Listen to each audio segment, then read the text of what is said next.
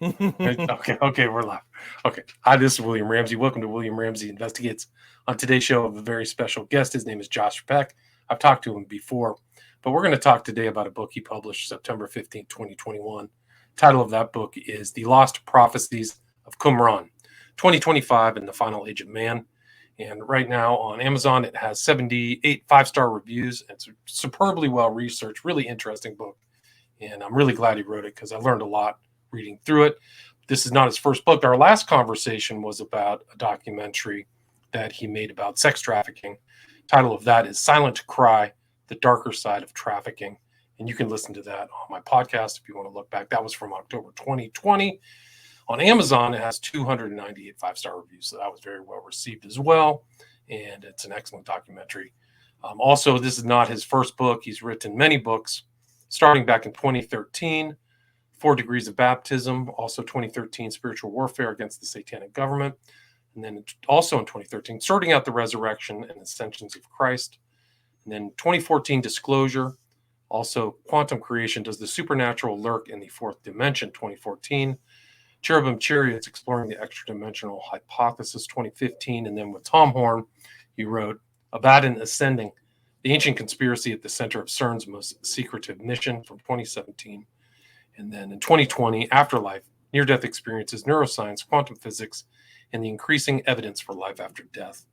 And he is the host of the Sharpening Report, which can be found on the Daily Renegade. So if you go to your podcast stuff or iTunes, look up the Daily Renegade and you'll see the Sharpening Report on there. And some other shows as well. So a lot of Christian biblical analysis and things like that. Also, his website is dailyrenegade.com. But again, we're going to talk about this book he just published titled The Lost Prophecies of Qumran. So, Josh Peck, welcome back to the show. Thanks for coming on. Thank you so much for having me. It's good to talk to you again. Yeah, likewise, man. It's always great to talk with you. For people who may not have heard our last interview, can you talk about, you have just a lot of books and a documentary. Can you talk about some of your work and then what led you to write The Lost Prophecies of Qumran? Yeah. So I started in full-time ministry in about 2012, and like you mentioned, I wrote some back then. I was still trying to get used to writing, so I wrote some really short, like 50-page books. That was the first few that you mentioned, and then I started getting into more full books and stuff. Tom Horn got a hold of some of my work from Dr. Michael Lake, actually passed it along, so shout out to him. Big thanks to Dr. Lake. He's a big reason I'm where I am now, working with Skywatch. But Tom liked it, so he invited me out for an interview when Skywatch was just starting. I was one of the first interviews, and that's when my wife and I got to meet the team. And so a little while after that, Tom offered us jobs, and we moved from Michigan to Missouri, and I've been at Skywatch ever since. So yeah, the books, everything from Abaddon Ascending and forward is all Defender books. The ones before that were like self-published stuff when I was first starting out. Gotcha. And then what led me to write this book, actually a really good friend of mine, Dr. Ken Johnson, he's been doing work with the Dead Sea Scrolls and how they might relate with the Bible. He's been doing that for years, and it's always been kind of an interest of mine, at least. But after the Silent Cry documentary came out, I was trying to figure out what the next thing was going to be. And the way that it's been lately is, the way I interpret it is God just puts an interest in me. And then for some reason, I get really into that one topic until I make a movie or write a book. And then I'm still interested in it, but it's not as intense. It goes on to the next thing. So I'm still very much in the Dead Sea Scrolls. That's what led to that book. And I'm still researching the Dead Sea Scrolls. I might do something with the Millennial Temple next. We'll have to see, though. Right. So for people who don't or have not heard of the Dead Sea Scrolls or Qumran, can you kind of give a historical background of its location and how it was found and how these scrolls came to our present attention or interest? Yeah, absolutely. So the Dead Sea Scrolls were found in a place called Qumran in Israel. They were found in the 40s and 50s, and researchers have been and translators have been looking into these ever since. But Basically, this is the temple library from a Jewish group called the Essenes. They were formed around the same time as the Pharisees and Sadducees that we're familiar with from the Gospels. But the Essenes believed that the Pharisees and Sadducees had actually become corrupt, so they formed a settlement in Qumran. And that's where they wrote and they kept the Dead Sea Scrolls, and they were still around during the time of Christ. So when we get to the Gospels and when we're in that time period, the Essenes are already established and in Qumran. Pharisees and Sadducees are already at the temple, and Israel is the way that it is in the Gospels. So we have this time period between the close of the Old Testament and the open of the New Testament. And we notice that Israel is very different in the two testaments. There's actually a period of about 400 years. It's called the 400 silent years. But it's basically the time between the Old and New Testament, and much of that time period is a mystery, but we can piece some things together, and that's where the Dead Sea Scrolls fit in. So the Dead Sea Scrolls came into existence around this time, within this 400 silent years. So we can use them to tell us what happened in between those testaments. Now, I don't consider the Dead Sea Scrolls as scripture. Well, I mean, they had copies of all the biblical books, except one or two of them. But as far as the extra biblical stuff, I don't consider that scripture, but it's good for history. I consider it accurate.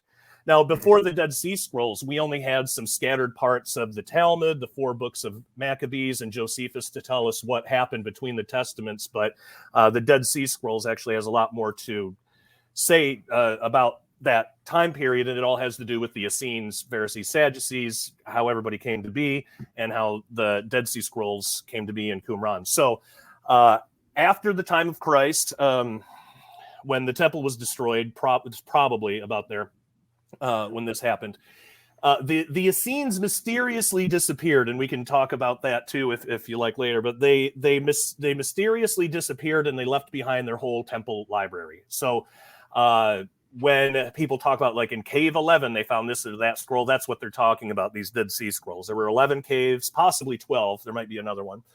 But there were at least 11 caves, and they all had these scrolls that were decently preserved for being 2,000 years old, but as well preserved as they were still fragmented. There's still a bunch of pieces we don't have. So what we have right now is just really fragmented and incomplete, but it does give enough information about the Essenes, kind of what their establishment was like, and a little bit more in the time just before the time of Christ. So it's really interesting. Right. So, I mean, it was found, I think, by a shepherd boy throwing rocks, heard some ceramics or something, and went in. And so like you said, it's the complete corpus of what we know as our standard Bible, with additional files. So there's other things that are in there. And you actually mentioned, Dr. Ken Johnson, there's a copper scroll in there as well. Can you talk about that? Yeah. So this was one of the weirder things. I didn't write too much about it in my book. I did a section of a chapter on it because you can't really talk about the Dead Sea Scrolls without at least mentioning the copper scroll. But there is a really excellent full book, if people are interested in this, by Shelley Neese and Jim Barfield, called The Copper Scroll Project. And there's a ton of information there about it. But basically, when they were finding all these scrolls, and most of them are just parchment, normally what you would expect, but there was one that was kind of hidden, and it's on a little piece of copper, and it was actually rolled up too. So we had to use modern technology to actually be able to unroll this thing to read it. But it's on copper, and it looks like basically a list of treasures and like where to find them and things. So the Copper Scroll Project, they are trying to get out there and try to find these artifacts that's listed in this copper scroll, but due to political situation and stuff, they're having a hard time actually being able to excavate anything there. But so if people want more information on that, they should look up the Copper Scroll Project. But I do have an interview in the Lost Prophecies of Qumran with Jim Barfield of the Copper Scroll Project, and that's included in there as well. So people fascinating. So it's almost like a treasure map of all of this stuff. And you mentioned political. These scrolls do have a lot of politicization and things like that associated with where they are and their interpretation and meaning, right? Oh, big time. Yeah. Well, I mean, for one thing, it's proof. It's further proof that the Jewish people have right to that land because the Dead Sea Scrolls are there. So just politically, that alone is an issue.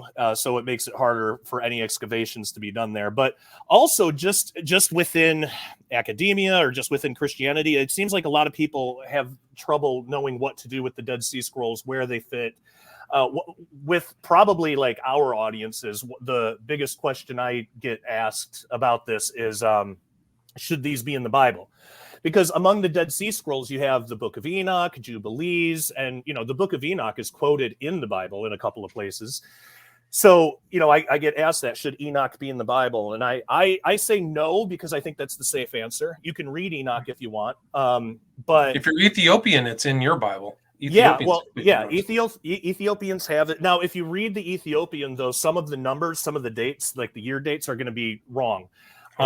There's something about, and Jubilees is like that too. There's something about translating from Hebrew to, maybe Greek or whatever, but from Hebrew to something to Ethiopian Ge'ez, that it messes with the numbers, and sometimes the numbers don't come out right. So when you're reading Ethiopian stuff, just keep in mind the numbers might not be exact, but there are it is, besides that, it's very, very close.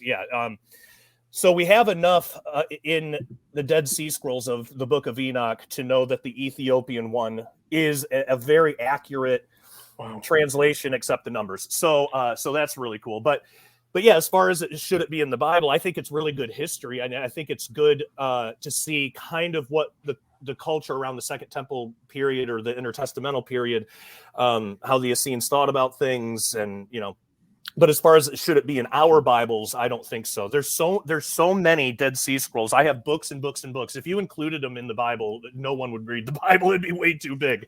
So just practically speaking, but even on the question of inspiration, I do believe these had a purpose for a time, and we don't fully know what that purpose was or is. It definitely led to the spread of Christianity, actually, which is really cool, and that's a cool story with the Essenes. But they served a purpose for a time, and I think we can learn from them historically. But I don't believe that God intends us to lift these above or to the level of Scripture. At the same time, I don't, and I want to mention this too, I do not believe there's any indication whatsoever that God wants us to convert to the Essene religion or anything, because there are some people that it's like, well, the Pharisees and Sadducees had a bunch of problems, but it really seems like the Essenes had it together. So wouldn't that be the one? And yes, they did have it together. They actually predicted what the Messiah would be, who the Messiah would be, what the attributes would be, that this wasn't what the Pharisees thought, some military leader, and then there would be a second Messiah later, that this was one Messiah in two different appearances, his first coming, his second coming, that he would be a God in the flesh, that he would die for sins. They even got the date of when he would be put to death. So we're always told nobody in Israel knew when Jesus came that he would be how he was, but the Essenes knew.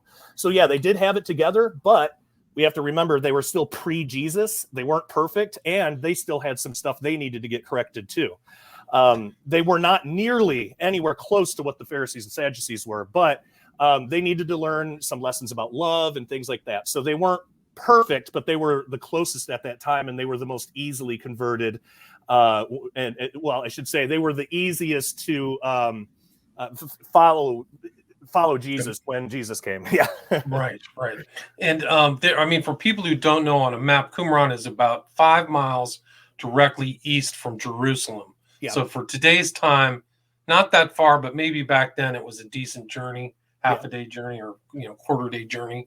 So it's somewhere out there and overlooking the Dead Sea. But you go into depth about kind of the differences between the Pharisees, the Sadducees, Zadok, and maybe you could do a little bit background and the historicity of the Essenes, like we know from Pliny, and you mentioned them about and Philo. Maybe you could do a little bit of background about these religious groups where Christ was born into. Yeah, so basically you had these 3 different sects, and they all had different ideas, mainly about everything. But at that time, the focus was mainly on the Messiah. So the Pharisees had this idea that there would be two messiahs. There would be the first one that would be some kind of military leader, and then that military messiah would give power to the Pharisees or something, help them win a war and give power over back to the Pharisees. Then the second one would come later, or he would die in battle or something. There was something like that. And then a second messiah would come later to fulfill the rest. Because, when you just read the Old Testament and you look at the Messiah prophecies, you could see why somebody would think these were two different people. Even though it says he, it doesn't say, they or anything. But you could see how somebody could make the mistake that these are two people. You have the suffering servant, and you also have the righteous king. So they thought it was two different messiahs. Now the Essenes, we can pretty much skip past the Sadducees. They didn't really believe in anything. They kind of had the belief of, whatever the government says, there's no afterlife. So whatever the government says, do that and live life as good as you can while you're here, as easy as you can. Go with the government, do what the government says. What's the point of fighting back? The Pharisees were not like that. Sadducees were, and it was because they didn't really believe in like angels, or they had lost a lot of their beliefs. Now, and then you got the Essenes. Now the Essenes believed in one Messiah, two different comings, which is interesting because that's a very Christian belief. And in many ways, these really were like the pre-Christians. So actually, there's a really good example of this. When John is in jail, John the Baptist, when he's in jail, he asks the apostles to ask Jesus if it is his time to bring in the kingdom, or if he should look for another. Now, what he's really asking there, it's not that, I'm in jail and now I don't know if Jesus is the Messiah. I'm losing my faith a little bit, or I'm questioning it. That's kind of how we're taught. That's not really what's going on. What's happening is, what John is asking, is there one Messiah or two? Are you the one Messiah that fulfills all of these, like the Essenes say? And by the way, there's really good reason to believe that John the Baptist was an Essene, and I can get into that a little bit later. Okay. But is it that, or should we look for another? Is there another that's going to fulfill all the kingdom things? So really what he's asking is, which interpretation is right, the Essenes or the Pharisees?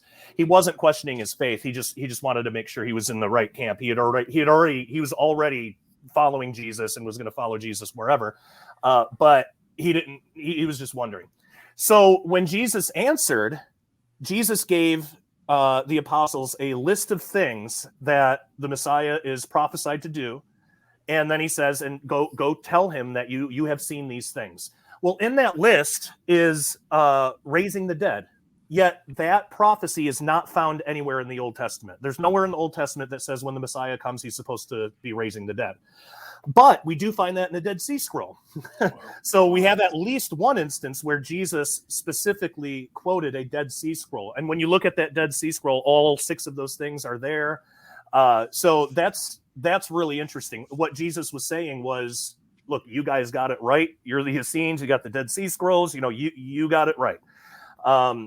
And that Dead Sea Scroll, if people want to look it up, it's called the Messianic Apocalypse. It's really interesting, but it lists things that the Messiah is supposed to do. And so it's really cool stuff. Do you want to hear about how John the Baptist might be in a scene? Absolutely. All right, so this is really cool, and I love talking about this because he's one of the weirdest characters in the Gospels.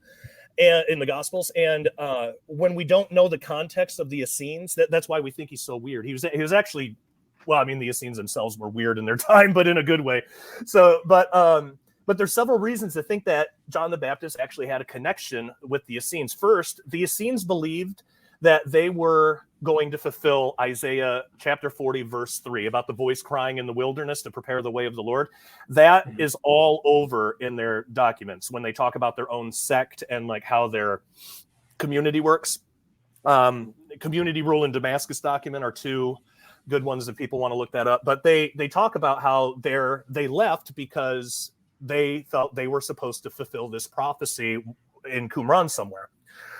Well, and that was a big part why they went out to Qumran in the first place. But we find out John was a fulfillment of that prophecy. The Gospels say that. So there's a connection there. He likely was an Essene if the Essenes thought that they were going to fulfill that, and John fulfilled it. Another weird one, and I like this one because it's something that everybody knows and most people don't really know why. It's just it's an odd detail that the Gospels give us. Why do they tell us that John had a diet of locusts. I mean, and wore a hair shirt, right? Right. It just casually mentions it and then doesn't explain it. But of course, at the time, the writer is expecting the reader to understand this stuff because it was, back then, it was 2,000 years ago. We're a little bit more separated in our time and location. But John had a diet of locusts. As I show in the book, locusts were not a common food in Israel at the time, except in Qumran. And actually, in the Dead Sea Scrolls, we actually find instructions on how to prepare locusts for food. So it was actually a delicacy in Qumran. It's in their community rule or Damascus document. I read those back to back, so I get them mixed up. But it's somewhere in there. I quoted in the book. So I think that's why that detail is there. And then people at that time, 2,000 years ago, just seeing that somebody's eating locusts, there was a significant amount of that population who would have gone, okay, that guy's in the scene. Yeah, yeah. It was something that pretty much only they were kind of known for that. I mean, I'm sure other people, if they wanted to, they could have eaten them, but like a Chinese restaurant's going to be known for Kung Pao chicken or something. You're not going to go to an Italian place. It's like, okay, that's Chinese. So I think it was like if somebody sees somebody eating a locust, that's probably in a scene. Right. It makes sense. One of the more interesting ones too. John's father worked in the temple, but for some reason we don't see John following that tradition. So the Essenes were actually known for accepting other people's children into their community and being raised by them as their own, kind of like an apprenticeship, but they were part of the community. So what probably happened is, so his dad is working in the temple, so he's not an Essene. And then this angel shows up, he learns about John, he can't talk for a while, so he knows it's real. Well, at that time, he's got to realize, oh my gosh, the Essenes had it right. I'm in the wrong place. And so when John is born, that's why John wasn't raised in the temple with the corruption and everything. That's probably why he was shipped off to Qumran, and they raised him in Qumran. So there's also a church father as well that lists John as being the leader of the school of the prophets that apparently was still active at that time in Qumran. And the Dead Sea Scrolls are full of prophecies and stuff too. So there's a bunch of stuff about that. Wow, it's amazing. It's really amazing. And I think you quote in your book, like Qumran is the home of the prophets of Israel and the descendants of a long line of men from the Melchizedek order. So absolutely. Really something else.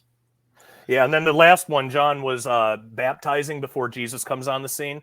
The Essenes were known for frequent ritual bathings. I mean, the Pharisees sort of had that too, but with the Essenes, it was like all the time. They would do it before meals. Like it was a big part of their community, and it was like an initiation thing. It was like this is how to initiate you into the community. Well, when Jesus comes on the scene, Jesus gets baptized, but now it's not just being baptized into the Essene community. Now it's like, if you're going to follow Jesus, you be baptized in his name. And so it's still that initiation thing. It's like the initiation into Christianity. It doesn't provide salvation. Salvation is through Jesus Christ alone, but it's like the initiation. It's like the stamp on it. It's like, now you have dedicated yourself. You want to do this, and you're showing everybody else. So they had that same kind of thing in Qumran with the Essenes. They were really big into oaths. They were really careful about how they did oaths and stuff like that. So if they're initiating somebody in, it's like a big deal. So that's why baptism was such a big focus of John's ministry. Fascinating. It's really something else. And the Qumran is really not far from the alleged site where Christ was baptized, right? Right. So it's like a stone's throw. It's probably a short walk, like a mile or two, I think. Or maybe 5 or 10 miles. Yeah, if I remember right, it's only a couple miles, or it's within walking distance. Yeah. And so you see that similarity. It's really, So, and I think it proves your point in your book. You say that the Dead Sea Scrolls provide additional biblical insight. And I think that's really something that bears out with all of this library of files that was found. Yeah. Yeah, and that's actually, you bring up a good point. That's one of the most important things about this is that the Dead Sea Scrolls, it's lost Jewish history. And right now, most Jewish people, they're either secular or Orthodox, which comes from Pharisee teaching, and they don't know that there's this other option. They've heard of Christians, these crazy Christians over here, but Jewish Orthodox Jews and secular Jews don't really care much for Christianity generally, and it's going to be hard if you use the word Christian. They're going to have something in their mind on what that is, and it's going to be harder to. But they don't know that there's this other option here, where there's an extremely rich history that's full of honor and obedience to God, that is completely Jewish. And unfortunately, most Jewish people today don't have access to that part of their history. So I would think if we can help Jewish people reclaim their history, show them like, all right, forget about the Christians. Look at the Essenes. Look at the Dead Sea Scrolls. This is actual Jewish history. They were honorable. They didn't corrupt the temple. They actually left because of corruption. This is extremely Jewish stuff. If we can get them interested in that, and they read this stuff, you're going to see Messiah, you're going to see Jesus all over the Dead Sea Scrolls. You can let the Dead Sea Scrolls speak for themselves. So if we can help the Jewish people reclaim their history, I think they'll be more likely to consider Jesus, because the Essenes immediately knew who Jesus was when he came, and they accepted him. That's why in the Gospels you have some people where it takes very little convincing. Basically, they see Jesus and thousands, convert. But then other times he gets around some other people, usually the Pharisees and Sadducees, and it's like, no, you talk to them for days and days and they're not budging. Right. But that's why the ones that were accepting of Jesus immediately, it's because they were already expecting that. They were seeing their prophecies in the Dead Sea Scrolls, their own prophecies getting fulfilled, and they were seeing Jesus do all that.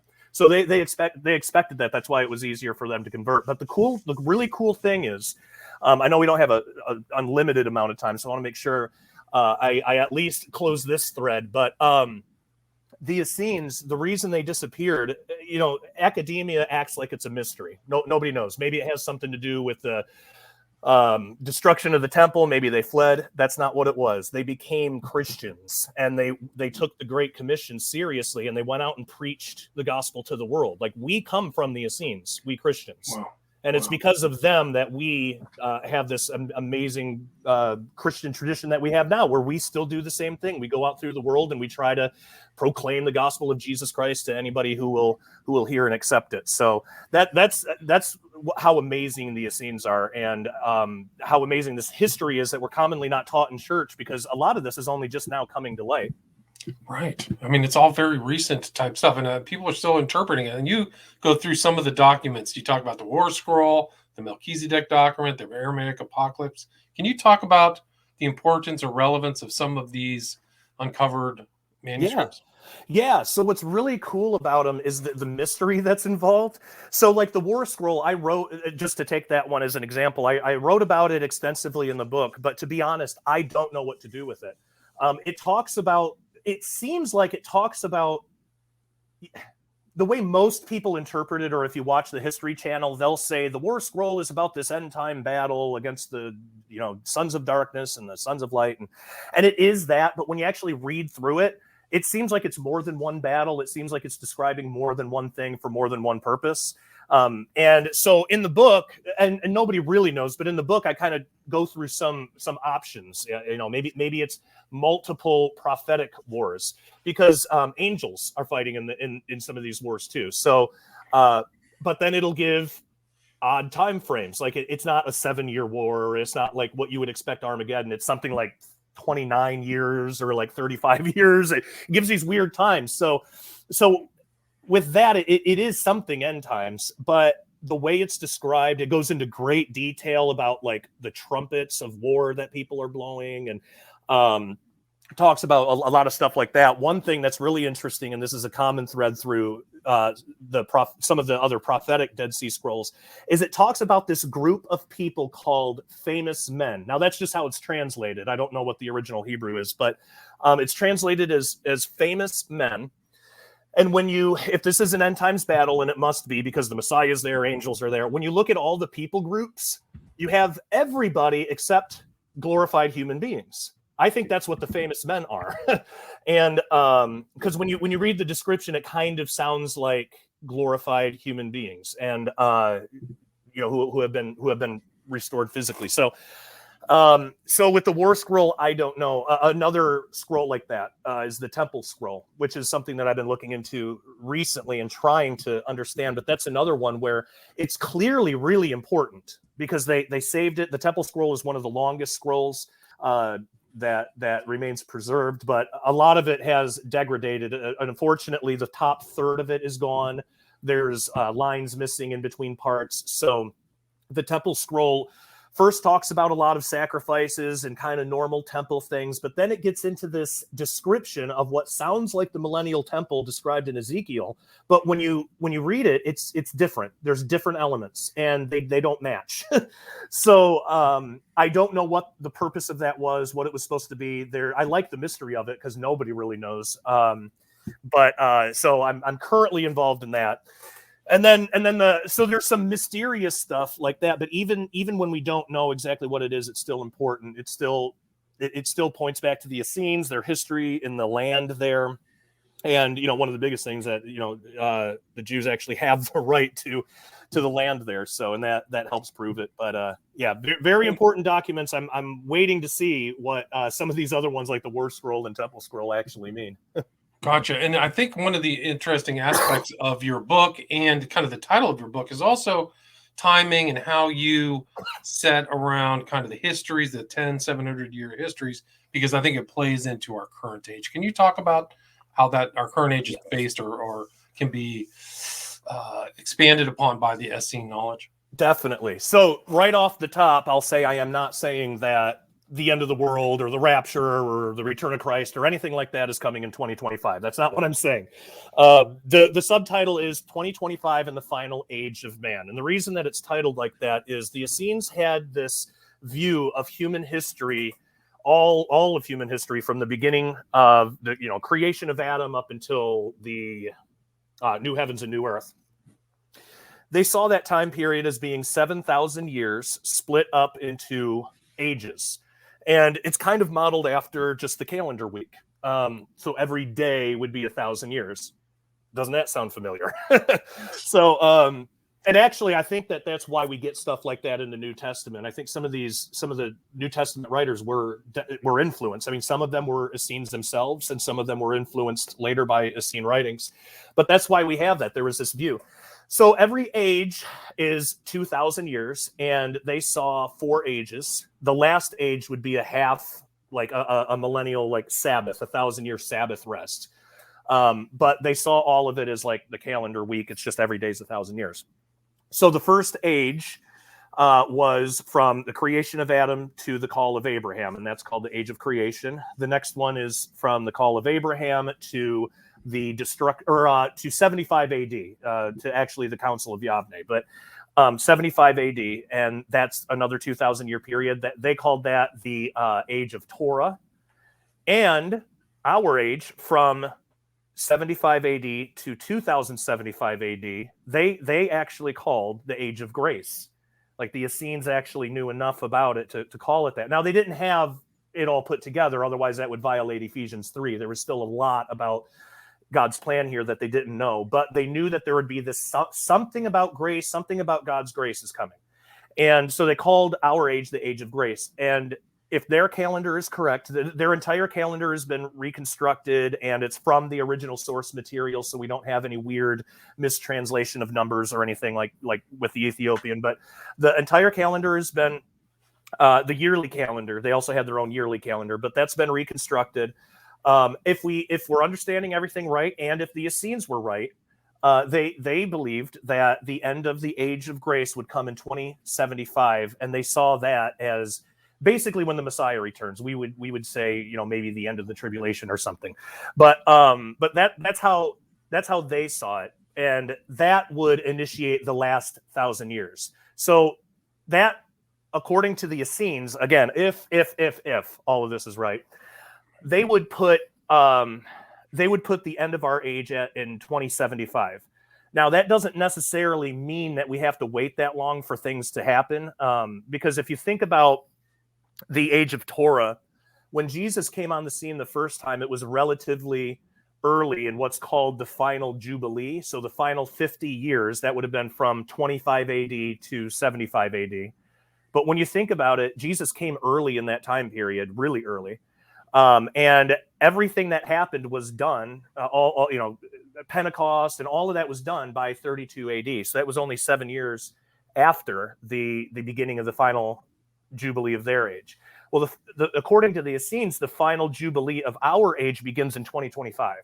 And then that would be the last Jubilee where we should start to see prophetic things start to get fulfilled if, again, if the Essene interpretation is correct. And I personally believe there's good reason to suspect that it would be correct because all their other prophecies so far have turned out to be true. So that I think we're entering in very exciting times. So if people are thinking like, oh, we got to wait till 2075. Well, maybe not. There's still a lot of other things that need to happen. If people, for those who believe in the 7-year tribulation thing, that could come early. And because think about this, when Jesus comes back, I don't believe he's just going to clap his hands and automatically the world's different, right? He doesn't seem to operate that way. I think what's going to happen is it's going to take time for the world, whoever's left, the world to learn the new rules. How are things going to work in the millennium? I think that's going to take time. How long does it take for the nations to, beat their swords into plowshares? I don't think all that's going to happen overnight. I don't know how long it's going to be, but I could see that taking maybe even a few years. Who knows? So all we know is the millennium itself is 1,000 years, and in between these ages, there seems to be this transition period of a jubilee, and it seems to happen in the final jubilee of the previous age before the next age to come. If that pattern, because in the age of creation, you have the Tower of Babel incident right before the end of that age, and then right before the end of the age of Torah, you have everything with Jesus, and then you have the destruction of the temple.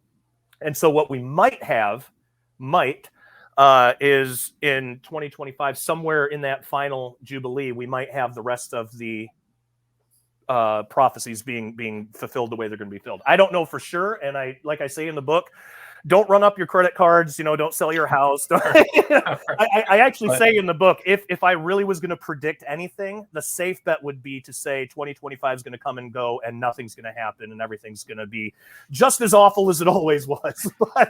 But I mean, do you find any of the Essenes had eschatology that was anything distinctly different than the common biblical corpus? Did you find any variants? Okay, so no, and that's the amazing thing. It actually all lines up really well. And in the very end of the book, and I'll leave that for people to go and read on their own. I won't get really into it, but at the very end of the book, I actually show how the Dead Sea Scrolls are perfectly compatible with Bible prophecy. They don't change anything. They add some context. They help connect some dots, but everything's the same. The only thing I can't figure out, again, is that description in the temple scroll of this temple that never was built. And it sounds like by the description that it's the millennial temple, but it's totally different. However, I would not say that is like a wrong prophecy. I just don't think that's the Ezekiel prophecy. I don't know what it is because we don't have the context. We have no idea why that was written or what the message is supposed to be for it.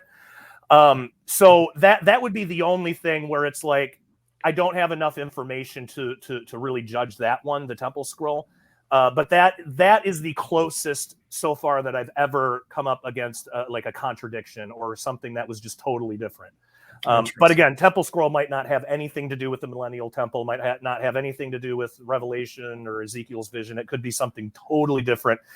So that one I put in that category. But yeah, the rest of them, I mean, it goes along with it really, really well. It seems like Essene eschatology and Christian eschatology are pretty much identical. Wow, amazing. Well, that's a great talk, Josh. Thanks for sharing all that information. Yeah. Where's the best place to get the book? skywatchtv.com, because if people get it there, they'll get some extra materials. They'll get Ken Johnson's new book, which we released together. Ken actually wrote the foreword to my book, and I was honored to write the foreword to his. So it was really cool. And then it comes with some other materials as well that people can check out at skywatchtvstore.com. Or if people just want the book, they can get it on Amazon. Wherever they get the book, though, I would ask people to please leave me a review because that does help. But yeah, skywatchtvstore.com is the best place to go. Gotcha. I will put that in the show notes, skywatchtvstore.com. And then for people who want to listen to your podcast, it's the Daily Renegade. And then your podcast is Inside the Daily Renegade. right? Yes, that's right. Yeah, so Daily Renegade is basically a collection of different shows. We have about 5 or 6, and I host 2 of them, the Sharpening Report and JPD Weekly. One of them's like an interview show. The other one's kind of more of a Bible study show. I kind of took a hiatus to get through the holidays, but getting ready to start producing some more content again soon. So yeah, dailyrenegade.com. People can check that out, and they can check out some of the other hosts we have. We have Gary Wayne, Brian Melvin, and so people will be able to find something there that they like. Dailyrenegade.com. I heard your interview with Michaela Peterson. That was really fascinating. Oh, yeah. That one, so that was cool. Yeah. And thanks so much for your time, Josh. Again, the title of the book is The Lost Prophecies of Qumran, 2025 in the Final Age of Man. Really superbly well researched. Thanks so much for your time. Oh, thank you so much for having me on. It was great talking to you again. All right, awesome. God bless. All right, stay there. Stay there.